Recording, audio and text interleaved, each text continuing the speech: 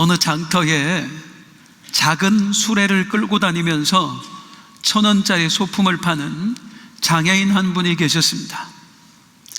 한 15년 정도를 이분이 그 시장에서 장사를 하셨는데요, 그분이 수레를 끌고 오면 시장에 있는 사람 모두가 다 알았어요. 아, 그 사람 오는구나.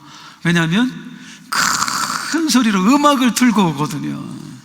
그런데 15년 내내 구슬픈 음악, 그냥 들으면 마음이 축축 처지는 그 구슬픈 음악을 끌고 오는데 표정도 구슬프고 싸움도 구슬프고, 아, 이 음악 좀 바꾸지, 밝은 걸로. 맨날 저런 거 틀어놓을까. 그런데 어느 날 이분이 안 보이는 거예요. 시장에 한동안 무슨 일이 있나 이제 걱정이 됐는데, 아이, 다시 나타났어요. 음악 소리가 또 들리는 거예요. 음악이 바뀌었어요. 고속버스, 관광버스 음악으로 바뀌어. 관광버스 음악으로 막 쿵짝쿵짝쿵짝, 막 내 나이가 어때, 막 그런 게 나와. 이야, 웬일이래. 15년 만에 음악이 바뀌었어. 무슨 일인가 하고 봤더니 그분이 이렇게 수레를 끌고 오는데 그 뒤에 또 한 사람이 이렇게 더 작은 수레를 끌고 오더래요. 웬 여자분이 환한 얼굴로 화장까지 하고 그 수레를 끌고 뒤에서 오는 거예요. 그 사이에 결혼한 겁니다. 와, 혼자 있을 때는 삶이 구슬퍼서 맨날 구슬픈 음악을, 그런데 둘이 하나 되니 행복해졌나 봐요. 음악도 행복한 음악으로 바뀌어졌어요. 오늘 이 이야기가, 오늘 말씀과 어떤 의미인가, 또 어떤 연관이 있을까요? 자, 지난주 맥주감사주일, 그 전주일에 에베소서 말씀 들었습니다. 혹시 기억하시나요? 감사합니다, 잊어주셔서. 너희는 그가 만드신 바라. 너희는 그가 만드신 바라. 무슨 뜻이었어요? 먼저는 오늘의 너를 만드신 분은 하나님이시다. 하나님이 너를 만드셨다.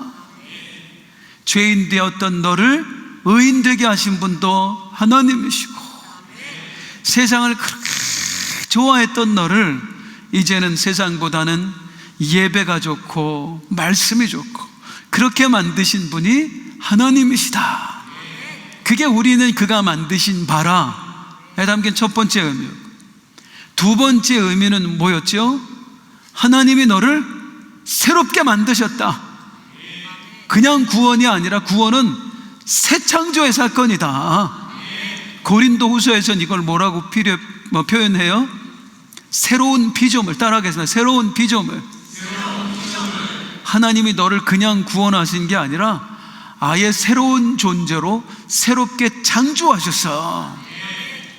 이게 우리는 그가 만드신 바라에 담기는 또 하나의 중요한 의미였습니다. 자, 오늘은 여기에 대해서 조금 더 깊이 묵상해 보겠습니다. 하나님께서 우리를 새롭게 창조하셨대요. 그래서 우리가 전혀 새로운 존재가 되었대요. 도대체 어떻게 됐다는 거예요? 이해가 되세요? 어떤 존재로 새롭게 창조하셨다는 거예요? 15절을 보겠습니다. 시작. 법조문으로 된 계명의 율법을 폐하셨으니 이는 이 둘로 자기 안에서 한 새 사람을 지어 화평하게 하시고, 따라하겠습니다. 한 새 사람을 지어. 지난번에는, 2주 전에는 여기서 제가 새 사람을 지어까지만 말씀하셨어요. 하나님은 우리를 새로운 사람으로 창조하셨습니다. 새롭게. 그런데 여기에 사실은 한 글자가 더 붙어 있지요. 따라할게요. 한 새 사람. 그냥 새 사람으로 창조하신 게 아니라 한 새 사람으로 창조하셨대요. 아, 이게 무슨 말이에요? 우리들을, 구원받은 우리를 하나님이 새롭게 창조하셨습니다. 그런데 있잖아요, 각자 따로따로 새롭게 창조하는 게 아니라 우리 모두를 한 사람으로, 하나로 새롭게 창조하셨다는 거예요. 점점 미궁 속으로 빠지고 있어요. 도대체 이게 무슨 말인가? 하나님의 우리를 한 새 사람으로 새롭게 창조하셨다. 이 말의 의미를 알려면 뭘 알아야 되냐면, 구원받기 전에 우리가 어떤 상태였는가, 하나님께 죄를 지어서 우리가 죄인 되었습니다. 그때 우리가 어떤 존재였는가를 알아야 우리가 구원받아서 한 새 사람으로 창조되었다, 이 말의 의미를 알 수가 있습니다. 여러분, 인간은 죄로 인해서 어떤 존재가 되었을까요? 따라하겠습니다. 가슴에 손을 대고 이렇게 하시면 돼요. 내가 하나님 되었습니다. 죄인된 인간은 그 순간부터 내가 하나님이 되어버렸어요. 인간이 선악과를 따먹은 이유가 뭐죠? 목적이 하나님처럼 되려고요. 그래서 인간은 죄인된 그 순간부터 내가 하나님 되어버렸어요. 이 세상의 주인이 나예요. 하나님이 나예요. 가장 소중한 존재도 나예요. 그래서 인간은 그때부터 어떤 감정을 품고 살아가냐면 이기심입니다. 이 세상에서 나보다 소중한 존재는 없어요. 아무리 다른 사람을 우리가 귀하게 여긴다고 해도 결정적인 순간에 인간은 나입니다. 나예요. 본래 우리 하나님께서는 우리들을 지을 때 그렇게 짓지 않으셨어요. 하나님은 우리를 당신을 닮은 사람으로 만드셨어요. 그래서 본래 우리는 모든 긍정 에너지와 좋은 것들을 밖으로 내보내게 되어 있습니다. 영광도 밖으로, 사랑도 밖으로. 하나님, 모든 영광 당신이 받으세요. 사랑도, 여보 하와, 내 모든 사랑 당신께 드립니다. 나는 괜찮아요. 당신만 사랑 받으세요. 원래 우리는 그렇게 지원받았어요. 밖으로. 그런데 우리가 죄인 되어서, 하나님 되어서 그때부터는 안으로 해요. 영광도 안으로, 사랑도 안으로. 무슨 하나님? 내가 영광 받아야 돼요. 내가 인정받아야 돼요. 다른 사람 사랑받는 거 중요하지 않아요. 내가 사랑받아야 돼요. 그리고 사랑 못 받으면 상처받아요. 이게 우리들이에요. 하나님처럼. 그러면서 인간은 내가 하나님 되어 나를 가장 소중하게 여기게 되면서 모든 관계가 파괴되고 맙니다. 하나님과의 관계가 파괴되고요, 또 사람과 사람, 이웃과의 관계도 파괴되는 거야. 그걸 오늘 성경은 14절에 이렇게 표현해요. 따라할게요. 원수된 것, 원수되었다. 하나님과 사람이 원수되었고 사람과 사람이 원수되었다. 본래 우리는 하나님과 매우 친밀한 관계였습니다. 그야말로 죽고 못 사는 관계. 우리 하나님께서 아담아 하고 부르시면 네 하나님 하고 달려가는 그런 사랑의 관계, 보고 있어도 보고 싶은 그런 사랑의 관계였어요. 그런데 인간이 내가 하나님이야, 이제부터 내가 하나님이에요 하는 순간 하나님과 멀어지는 거야. 그리고 하나님으로부터 부여받았던 모든 특권과 지위를 박탈당합니다. 하나님이 주셨던 대리 통치자의 지위 거둬가 버리십니다. 하나님이 끊임없이 우리에게 공급하셨던 영적인 생명력 중단시켜 버리십니다. 그러면서 인간이 영적 죽음을 맞이하게 된 거예요. 제가 설명드렸죠. 선풍기 플러그를 콘센트에 탁 꽂으면 살아있어요. 막 돌아가요. 그런데 그 플러그를 콘센트에서 빼내는 순간, 선풍기의 생명은 전기예요. 전기가 공급되지 않는 순간 선풍기는 죽은 선풍기가 돼요. 우리도 마찬가지라고요. 우리의 생명력은 영이신 하나님으로부터 와요. 그런데 하나님과의 관계가 깨어져 버리니까 우리가 죽은 존재가 된 거예요. 그리고 그토록 사랑했던 하나님이 이제 두려워져요. 아담아, 어이구 무서워, 숨어버리는 존재가 되고 만 거야. 내가 하나님처럼의 죄는 하나님과 사람의 관계를 깨뜨렸습니다. 두 번째로, 하나님과의 관계뿐만 아니라 죄는 사람과 사람의 관계도 깨뜨려 버립니다. 이제는 내가 가장 중요한 존재가 되었잖아요. 처음 하나님께서 부부를 만드셨을 때 이 부부 관계는 어땠습니까? 남편이 아내에게 이렇게 말했어요. 당신은 내 뼈 중에 뼈요 살 중에 살입니다. 이게 무슨 뜻이냐면 그대가 곧 나이고 내가 곧 그대입니다. 닭살스럽잖아요. 이 닭살스러운 멘트도 아무렇지도 않을 만큼, 그냥 꾸며낸 이야기가 아니라 진심으로 할 만큼 원래의 부부는 사랑의 관계였어요. 그런데 내가 하나님 된 순간부터 어떻게 바뀌죠? 하나님이 아담아, 내가 먹지 말라고 명령한 그 나무의 실과를 네가 먹었느냐? 왜 먹었느냐? 나 안 먹으려고 그랬거든요. 저 여자가 줬어요. 저 여자가 따서 저한테 주워 먹였어요.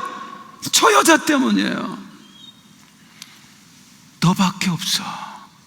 네가 곧 나야 했던 이 아내를 나 살자고 방패막이로 내세워요. 부부관계의 파괴. 이때부터 부부는 어떤 관계로 살아가는가? 하나님이 하와에게 하신 말씀이 있어요. 너희는 이제부터 이렇게 살게 될 거야. 어쩔 수 없이.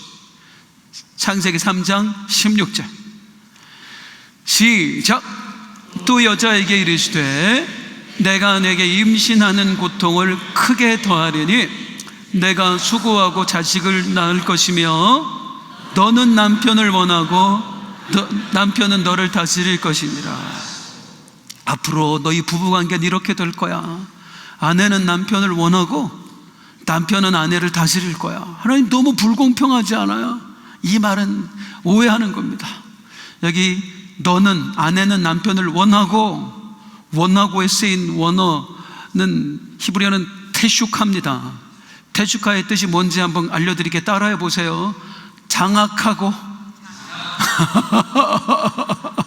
아내는 남편을 장악하려고 그러고 그냥 한 손에 쥐어서 지 맘대로, 남편은 아내를 다스리려고 하고 충돌. 그래 매일 부부관계가 충돌이 일어날 수밖에 없는 거야. 싸울 수밖에 없는 거야. 우리는 안 싸우는데요. 결혼하고 한 번도 안 싸웠는데요. 어느 부부가 결혼 50주년을 맞이했어요. 금혼식. 한 번도 부부싸움을 안 한 거예요. 동네 사람들이 금혼식에 와서 물어봤어요. 할머니 비결 좀 알려달라고. 어떻게 한 번도 안 싸울 수 있었냐고. 할머니가 얘기해요. 우리가 50년 전에 결혼하고 신혼여행을 갔거든요. 그런데요, 그때 사막에 가서 낙타를 타는 체험을 했었지.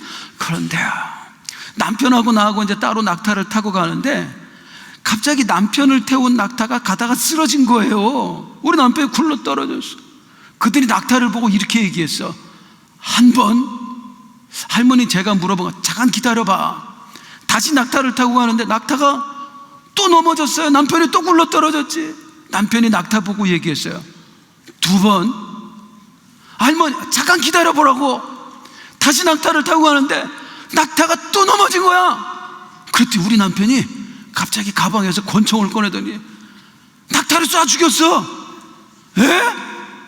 아니 그렇다고 낙타를 죽여요? 그러게 말이야. 그래서 나도 남편한테 소리를 쳤지. 이봐요, 이런 일로 낙타를 죽이면 어떡해요?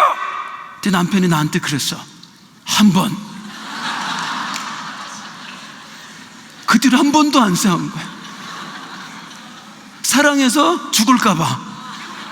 이게 무슨 사랑의 관계예요? 부부싸움을 했느냐 안 했느냐를 우리 묻는 게 아니고 진실로 사랑하는 관계인가? 나보다 그대를 더 사랑하는 관계냐? 남편 아내요 아무리 사랑하는 것 같아도 그 사람이 내 자존심 한번 상하게 하는 순간 꼴도 보기 싫습니다. 내 약점 딱 건드리는 순간 바로 어떻게 해버리고 싶어요. 인간은 나밖에 없어요. 부부관계만 파괴되었나요? 성경을 쭉 읽어보면 계속해서 인간관계가 어떻게 파괴되어 가는지가 나타나요. 최초의 형제 가인과 아벨, 둘 다 하나님과 예배를 드렸는데 형의 예배는 안 받으신 하나님이 동생 예배는 받으셨어요. 형이 시기 질투가 납니다. 자기 동생을 죽여버려요. 형제관계의 파괴예요. 야곱의 아들들이요, 야곱이 아내가 몇 명 있는데 일찍 죽은 아내가 낳은 아들을 사랑했어요. 그럴 수밖에 없잖아요. 그랬더니 다른 형제들이 시기해서 자기 동생 노예로 팔아먹어버려요. 형제와 형제 간의 관계가 파괴된 거예요. 부모와 자식 간의 관계는요, 야곱이라는 인간은요, 자기 형보다 더 많은 유산을 얻고 싶어서 지 아버지한테 사기를 칩니다. 압살롬이라고 하는 자식놈은요, 자기 아버지 다윗 왕의 부자를 뺏고 싶어서요, 멀쩡히 아버지가 살아있는데 반역을 저질러요. 부자관계 파괴예요.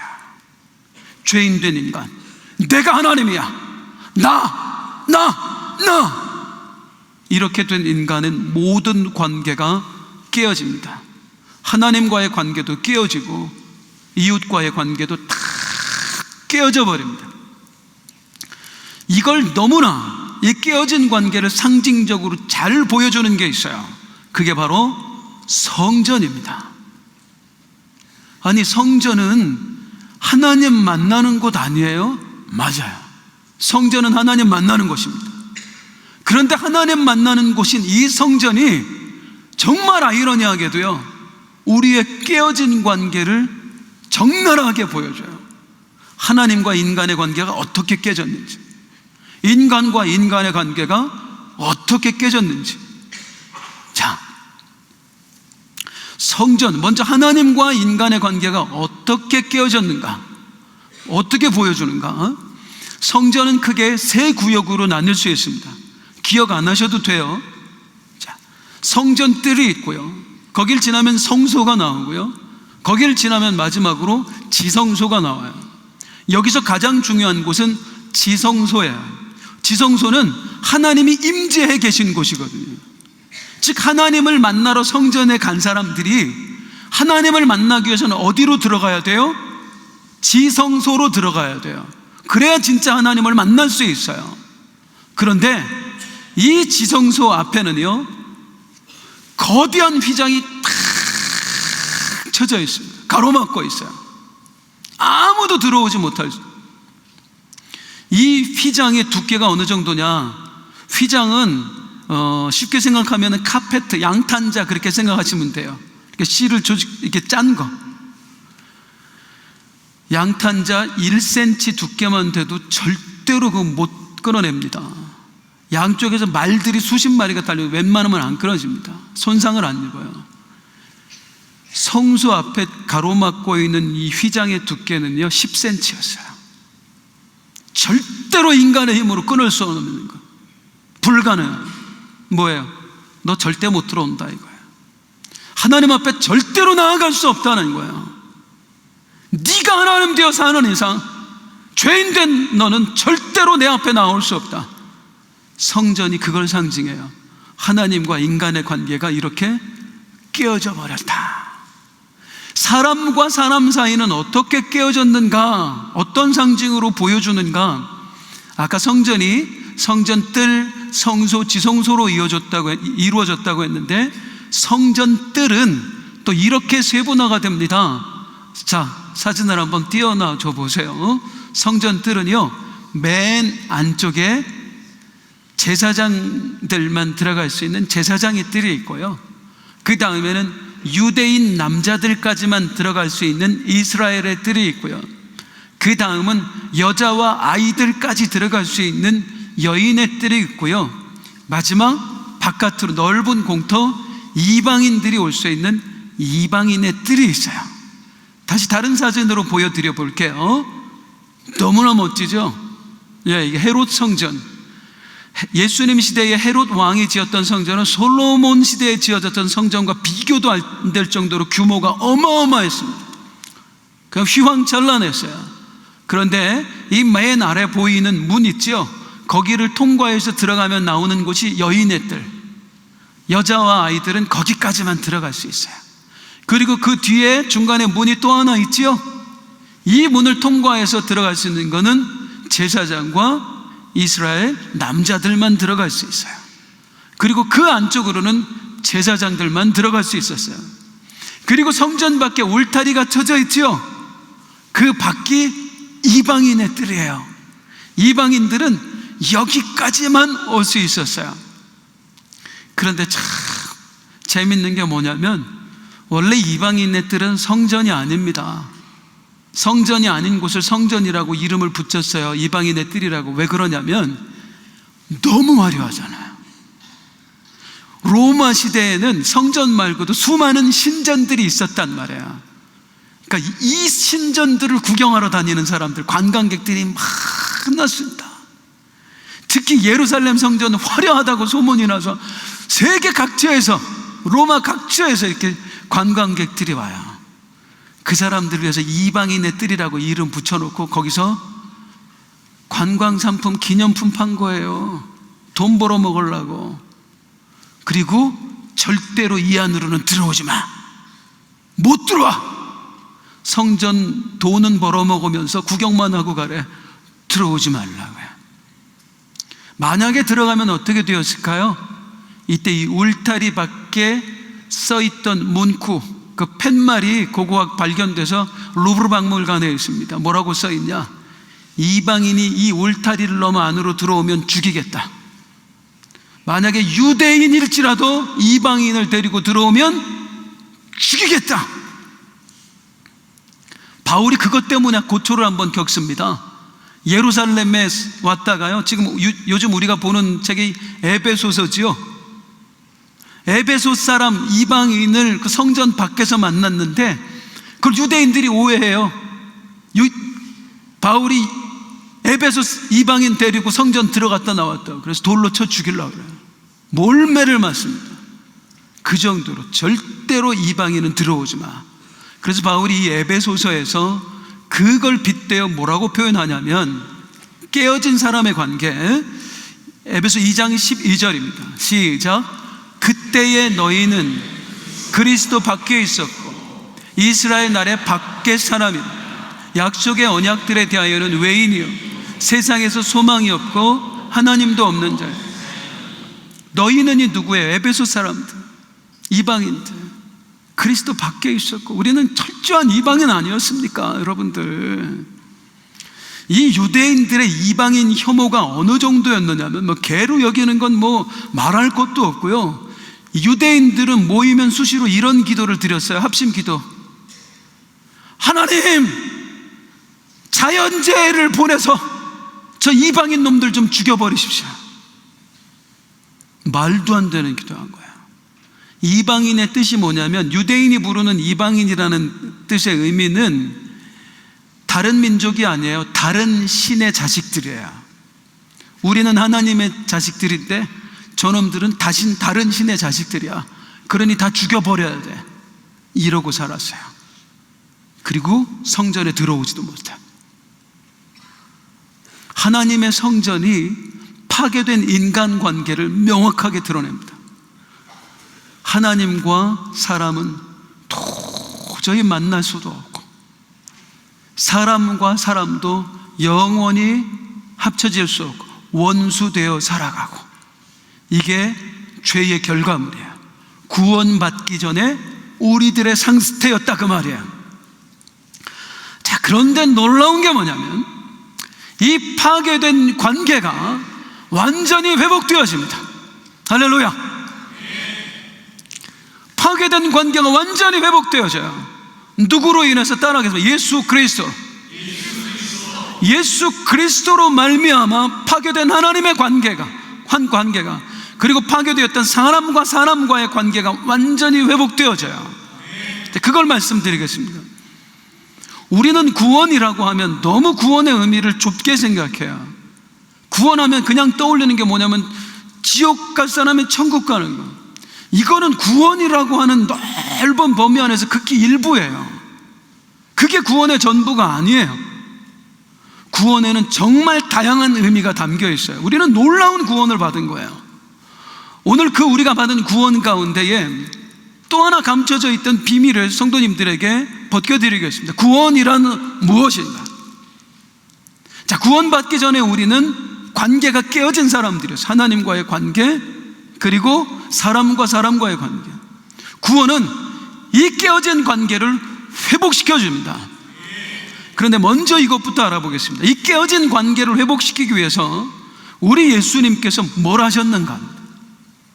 그거야, 예수님 이 땅에 오셔서 십자가에 죽으셨죠. 맞아요. 그런데 정말 중요한 게 있습니다. 예수님은 이 깨어진 관계를 회복시키기 위해서 어떻게 하셨느냐? 따라하겠습니다. 사람의 몸을 입고 오셨다. 사람의 몸을 입고 오셨어요. 놀라운 겁니다. 하나님과 우리의 관계가 왜 깨어졌어요? 사람과 사람의 관계가 왜 깨어졌어요? 우리가 누구처럼 되려고 해서? 하나님처럼 되려고 해서. 내가 하나님 되어서 이 관계가 깨어져 버린 거예요. 거기로부터 우리를 구원하기 위해서 예수님이 오시는데, 예수님은 어떻게 오시냐? 사람은 하나님처럼 되려고 하나님께 반역을 저질렀는데요, 예수님은 그 반역자들을 구하시겠다고 하나님의 지위를 내던져 버리십니다. 하나님이신 그분이 오히려 하나님의 지위를 내던져 버리십니다. 빌립보서 2장 6절에서 7절입니다.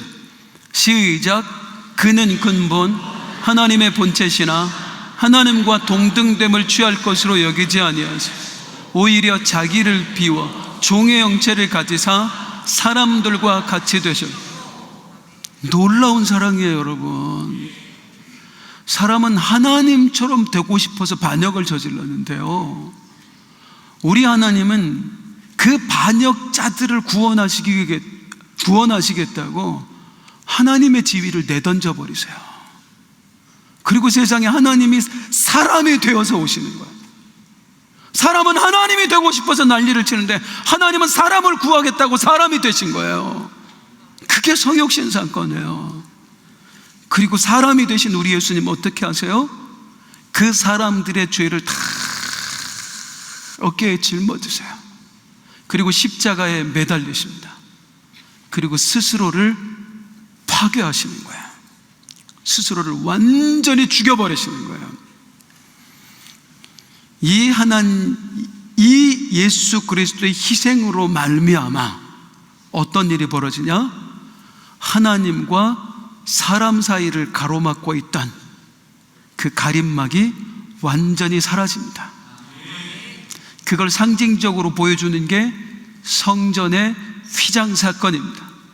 우리 예수님 죽으시는 그 순간에 어떤 일이 벌어졌는가? 마가복음 15장 37절 38절 시작.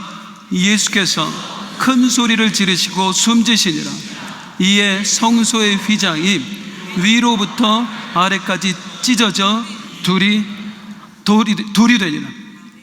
예수님이 죽으시자마자 어떤 일이 벌어지냐면, 성소에, 지성소를 다 가로막고 있다. 너희는 절대로 나에게 나올 수 없어. 그 휘장이 둘로 쫙 찢어져 버려요. 위로부터 찢어졌어요. 아래부터가 아니라 하나님이 찢으셨다는 그 얘기예요. 그래서 사람이 하나님께 나아갈 길이 열려진 것입니다. 우리 예수님은 이 가림막을 찢으시기 위해서 어떻게 하신 거예요? 스스로를 찢어버리신 거예요. 예수님이 자기 자신을 찢으실 때 하나님과 우리를 가로막고 있던 그 가림막이 찢어진 줄로 믿습니다. 그래서 우리가 다시 하나님께 나아갈 길을 얻었습니다. 이제 뭐가 남았어요? 하나님과 우리의 끊어졌던 관계가 회복돼야지요. 어떻게 회복하실까요? 정말 놀랍습니다. 우리 하나님 정말 놀라워요. 제가 그 이야기를 해드릴 텐데 이거 좀 보여드려야 될 것 같아요. 그래서 제가 한 분을 초청해드리도록 하겠습니다. 미리 말씀을 안 드려서 죄송합니다. 우리 유승진 권찰님 잠깐만 나와봐요. 네. 찬양팀 엄청 쑥스러워하네. 그러고 보니까 우리 종씨야. 자, 사람의 하나님의 우리가 이렇게 떨어져 저를 보세요. 예수 그리스도께서 자신의 육체를 찢으셨어요. 그러면서 우리 둘 사이에 있던 가림막이 완전히 사라졌어요. 이제 죄인된 인간이 하나님에게 나아갈 길이 열린 거예요. 그러면 우리의 구원은 어떻게 이루어지느냐? 어떻게 해야 돼요, 여러분? 하나님이 승진아, 이제 너와 나 사이의 가림막은 없어졌어. 이제 나한테 와. 이렇게 안 하세요. 이게 정상적이잖아요. 그런데 우리 하나님이 이렇게 안 하세요. 어떻게 하시는지 아세요? 가림막이 탁 거쳐지는 순간 하나님이 달려가요. 하나님이 달려가셔서 어떻게 해요? 이렇게 안 해요. 이 속으로 들어가 버려요. 이 속으로 완전히 들어가 버려요, 우리 하나님. 그게 오순절 성령 강림이에요. 하나님의 영이 사람 속으로 완전히 들어가 버리신 거. 그리고 우리 하나님 뭐라고 하시냐? 오늘 본문 18절 같이 한번 읽어보겠습니다. 18절 22절이죠. 죄송합니다. 22절 한번 뛰어나져 보세요. 시작. 너희도 성령 안에서 하나님이 거하실 처소가 되기 위하여 그리스도 예수 안에서 함께 지어져 간다. 성령 안에서 어떻게 되었다고요? 따라하겠습니다. 하나님이 거하실 처소, 하나님이 거하실 처소, 하나님이 거하실 처소, 하나님이 거하실 처소. 하나님이 이 안으로 들어가셔서 이제 네가 내 집이야. 나 이 집에서 그냥 영원히 살 거야.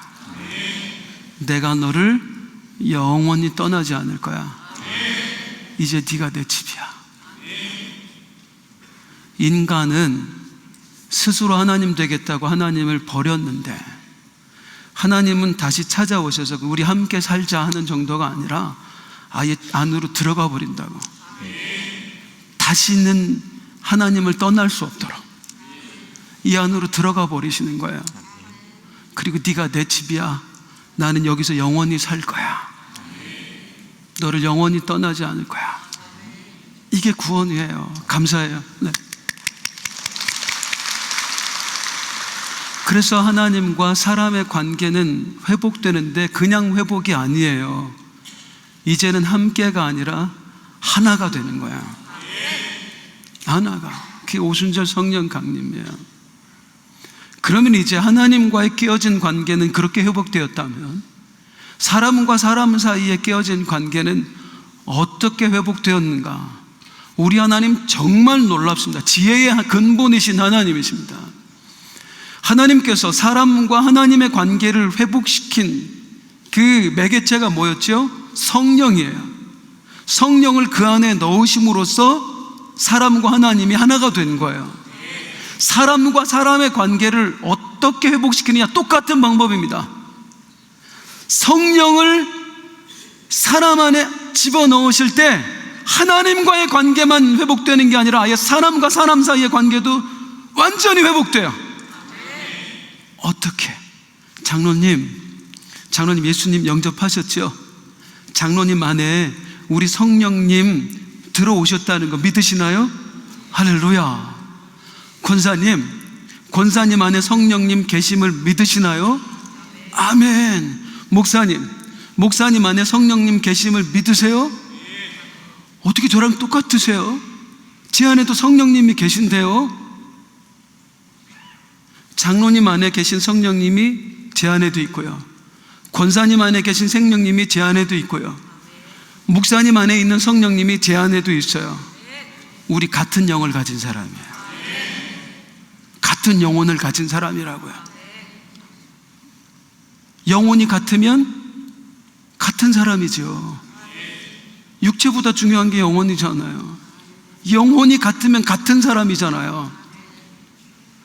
오해는 마세요. 우리 영혼을 빼고 성령을 집어넣었다는 게 아니라 우리 영혼이 있는 상태에서 성령이 들어오신 거예요. 그래서 나는 유호승의 영혼도 가지고 있지만 동시에 성령님도 가지고 있는 거예요. 하나님의 영혼도. 우리 예수 믿는 모든 사람이 하나님의 영을 가지고 있어요. 그래서 우리는 한 사람인 거예요. 그게 한 세 사람이에요.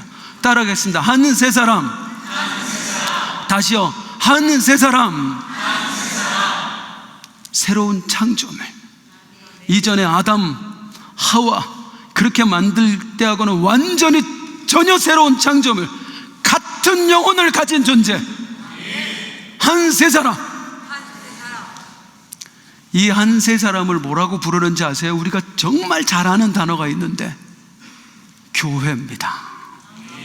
원래 교회의 의미가 그겁니다. 교회는 우리가 다 하나야.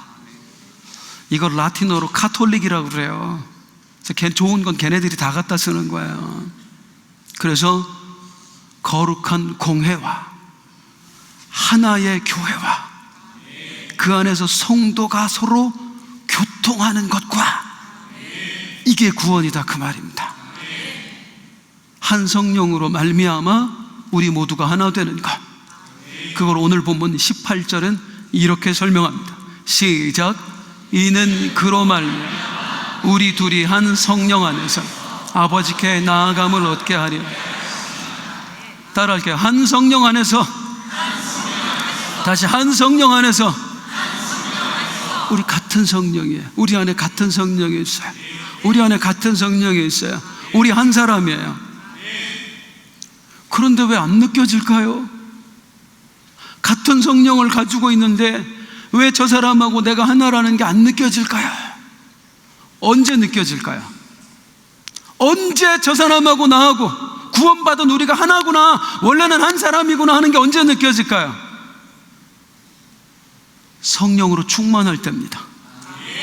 내 안에 계신 성령으로 충만할 때, 내 안에는 유호승의 영혼도 있고 하나님의 영도 있는데 하나님의 영이 완전히 나를 지배할 때, 그때 우리가 비로소 맞아, 우리 하나였지. 성령으로 충만했을 때의 경험을 떠올려 보세요. 그 사람이 병에 걸렸다는데 내 가슴이 찢어질 것 같아. 내가 병에 걸린 것처럼.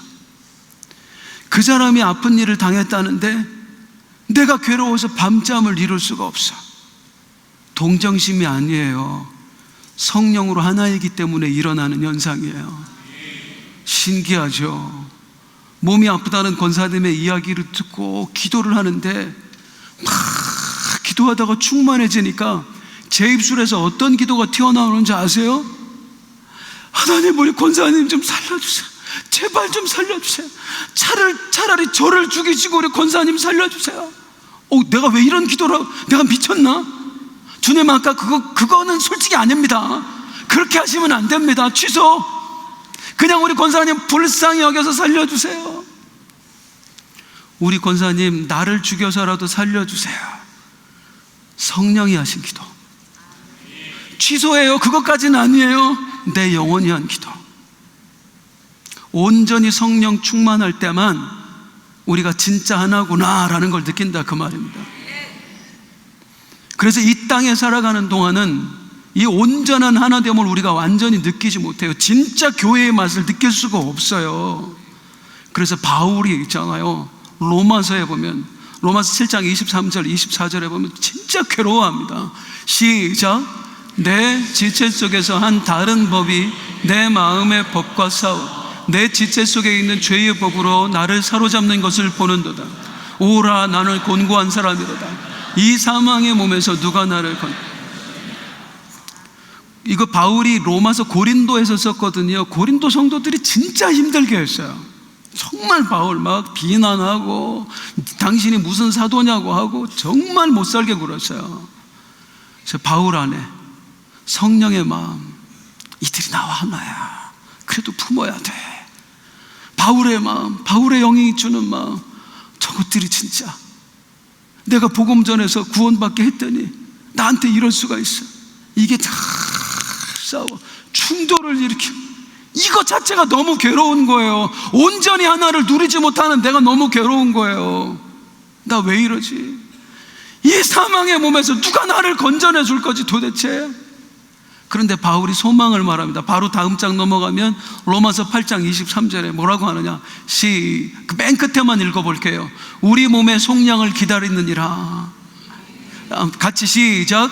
우리 몸의 속량을 기다리는. 그래도 나는 소망이 있다. 그게 무슨 말이에요? 우리 몸의 속량이, 내가 이 언젠가는 이 육신의 껍데기를 벗게 될 거니까. 육신의 껍데기를 벗고 있는 한은 내가 온전히 성령께 지배를 받지 못하지만 내 수명이 다해 주님 나라 가는 그때, 내가 이 육신의 껍데기를 벗어나는 날 성령의 완전한 지배를 받아서 그때는 진짜로 사랑할 수 있겠지. 그때는 진짜로 품을 수 있겠지. 그때는 진짜 하나됨을 누릴 수 있겠지. 그래서 바울은 하나님 나라 가는 걸 사모했어요. 순교해도 그게 슬프질 않은 거예요. 더 좋은 길로 가는 거니까. 그냥 단순히 천국 가는 차원이 아니라 진짜 하나님이 만드신 새 창조하신 새로운 피조물답게 살 수 있는 길이 열리는 거니까. 그렇다면 이제 우리에게 필요한 건 뭘까요, 성도님들? 사랑하는 성도님들, 우리는 구원받았습니다. 우리는 새롭게 창조되었습니다. 그로 말미암아 우리는 하나님과 하나가 되었고 성령으로 우리 서로도 하나가 되었습니다. 그런데 우리가 살아가는 모습을 보면은요, 우리가 육신을 갖고 있기에 그 하나됨을 온전히 누리지 못합니다만, 하나님과 하나 되지 못하는 것 때문에 우리가 참 괴로워하고 애를 쓰는 것 같아요.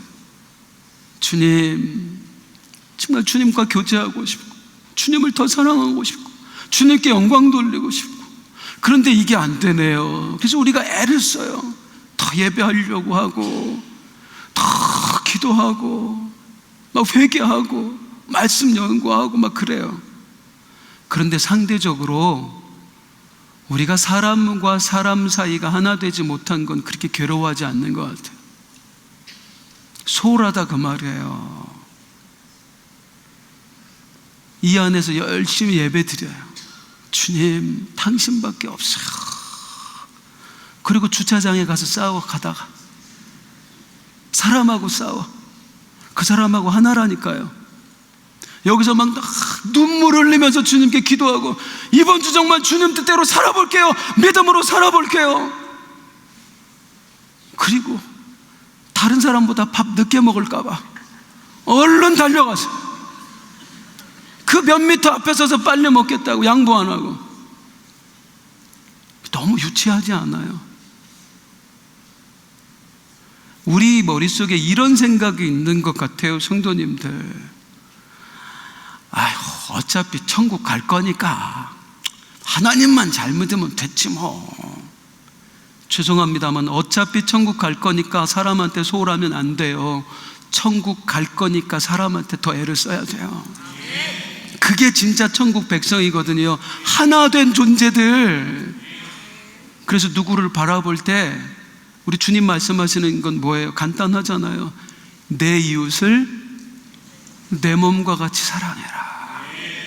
누가 무슨 일을 당하면 네가 그 일을 당한 것처럼 함께 울어주고, 아파해주고, 손잡아주고, 기도해주고.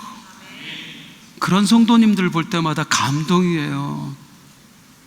누가 병에 걸렸다고 하면 함께 금식하고 울어주고 모여서 기도하고, 누가 힘든 일을 당했다고 하면 나도 힘들면서 뭐 과일이라도 하나 사가서 손잡아주고, 집사님 힘내, 용기 내, 이렇게 해주는 분.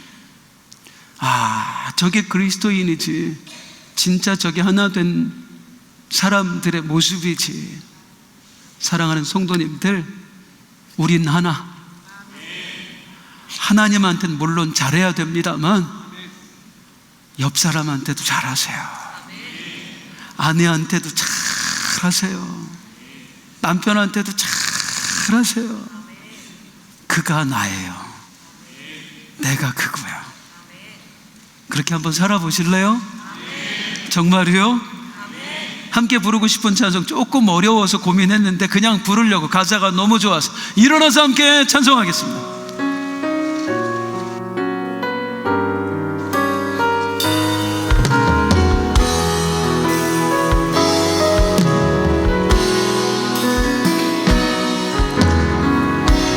주 안에 우리 하나, 모습은 달라도 예수님 한 분만 바라네.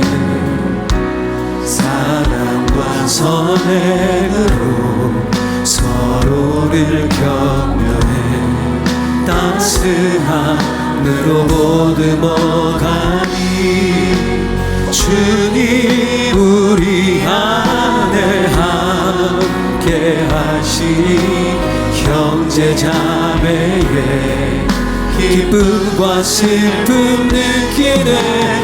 내 안에 있는 우리 성령님 모습 보내.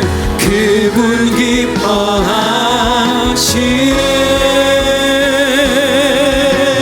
주님 우리를 통해 계획하시니 부족한 입술로 찬양하게 하시니. 주님 우리를 통해 계획하시니 너를 통해 하실 일 기대해. 주 안에 우린 하나, 주 안에 우린 하나. 모습은 달라도 예수님 한 분만 바라네. 사랑과 선행으로 서로를 격려해. 따스함으로 모두 못하니. 주님 우리 안에 함께 하시니 형제 자매의 기쁨과 슬픔 느끼네. 내 안에 있는 우리 성령 하나님 아멘. 그분 기뻐하시네. 주님 우리를 통해 계획하시니 부족한 입술로 찬양하게 하시니. 주님 우리를 통해 계획하시니 너를 통해. 우리 한 번만 다시 함께 주 안에 우린 하나. 주 안에 우린 하나. 모습은 달라도 예수님 한 분만 바라네. 사랑과 선행으로 서로를 격려해. 따스함으로 모든 원하니. 주님 우리 안에 함께 하시니 형제 자매의 성령으로 영으로 느껴 슬픔 느끼네. 내 안에 있는 주님 모습 보내. 그분 기뻐하시네.